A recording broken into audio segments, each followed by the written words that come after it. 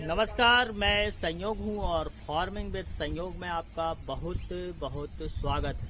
कुछ दिन पहले का पेपर था दैनिक भास्कर न्यूज़पेपर, उसमें खबर आई थी कि जहरीली जल्दबाजी, किसान 2 महीने में मूंग तैयार करने के चक्कर में 4 बार कीटनाशक का और 1 बार मूंग सुखाने के लिए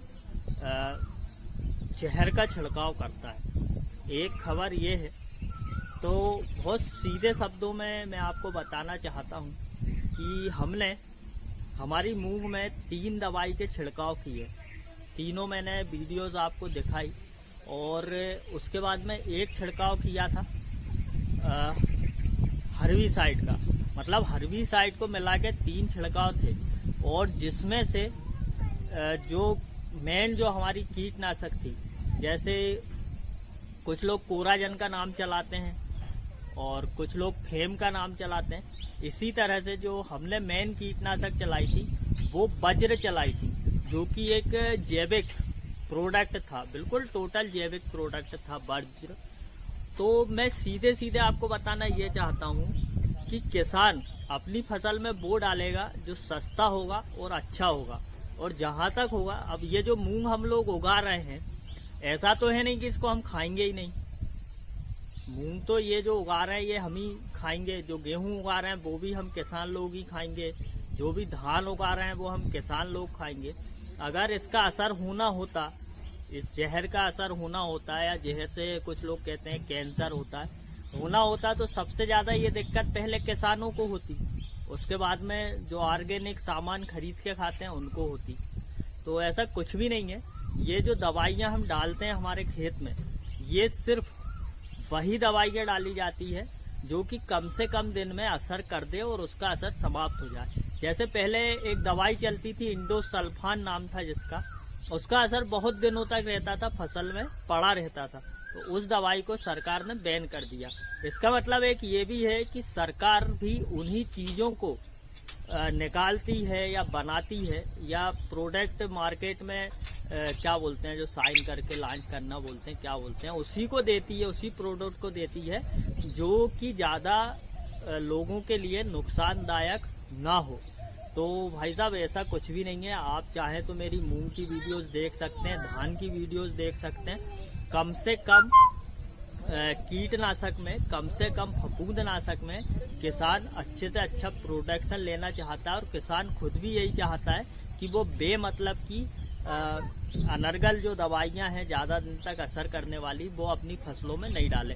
मैं आपको अपने पीछे एक मूंग दिखाता हूँ, यहाँ पर लगी हुई है ये मूंग, और इसमें मात्र 1 बार प्रफेनोफास और साइफरमेथ्रिन डाला था, और 1 बार इस मूंग में मैंने वज्र, जो कि एक जैविक बोलना चाहिए या बायो प्रोडक्ट है कीटनाशक में, वो बोलना चाहिए, वो डाला था। मैं आपको ऐसे बैक कैमरे से दिखा देता हूँ।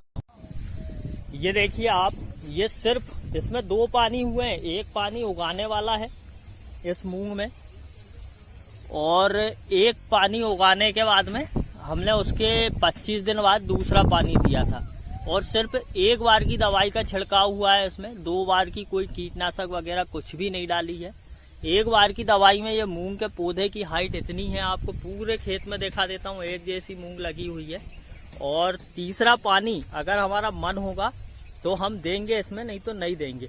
तो इसका टोटल मतलब मैं आपको यही बताना चाहता हूँ कि किसान कम से कम पानी में, कम से कम कीटनाशक में भी अच्छा प्रोडक्शन लेता है।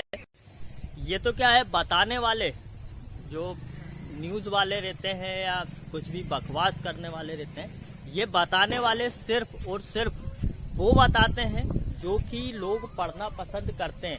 हकीकत कुछ और ही रहती है। मेरे नीचे नवन्या थी, कहाँ गई? ये खड़ी है। हाँ बेटा, 1 मिनट। अब आज के न्यूज़पेपर में आया है कि सरकार मूंग के लिए बिजली की सब्सिडी हटा देगी। इसका मतलब ये है कि आप अपने खेत में मूंग लगा रहे हो, बुआई कर रहे हो मूंग की, और आप मोटर से ट्यूबवेल के द्वारा पानी दे रहे हो, तो सरकार उस समय के लिए मूंग के लिए सब्सिडी हटा देगी। तो एक बात और मैं बता दूं कि अगर सरकार सब्सिडी हटाती है तो इसमें घाटा किसान का नहीं होगा, इसमें घाटा सरकार का ही होगा। उसका रीज़न ये है कि किसान इस समय अपने होशंगाबाद ज़िले के, हरदा ज़िले के या नर्मदापुरम का पूरा संभाग में कह दूँ तो पूरे नर्मदापुरम के संभाग में किसान सबसे ज़्यादा और सबसे बढ़िया मूंग उत्पादन कर रहा है। और अगर ऐसा नहीं हुआ तो इससे सरकार को घाटा हो सकता है। तो बस यही थी 2 बातें जो मेरे मन में चल रही थी बहुत समय से, जिसे मैं आप लोगों को बताना चाहता था। और आपको ये बात अच्छी लगे तो आप इसे ज़्यादा से ज़्यादा शेयर कीजिएगा, क्योंकि जो उगाना जानता है वो ही उसी चीज़ को खाना भी जानता है। और अगर उगाने वाला खाएगा तो अच्छा ही खाएगा, खराब नहीं खाएगा। इसलिए ज़्यादा हानिकारक जहर का इस्तेमाल हम किसान लोग भी नहीं करते हैं। और प्लीज़ इस वीडियो को तो ज़्यादा से ज़्यादा शेयर कर देना आप लोग, क्योंकि ये वीडियो मेरे हिसाब से तो सभी लोगों को देखना बहुत ही ज़्यादा ज़रूरी है। आज्ञा चाहूँगा जयराम जी की। और नेक्स्ट वीडियो में, अगला जो भी वीडियो आएगा उस वीडियो में हम बात करेंगे कि क्या गेहूँ 3500 रुपये कुंटल के पार हो सकता है। क्योंकि भाई साहब मैंने गेहूँ रोप के रखा हुआ है, बेचा नहीं। जय राम।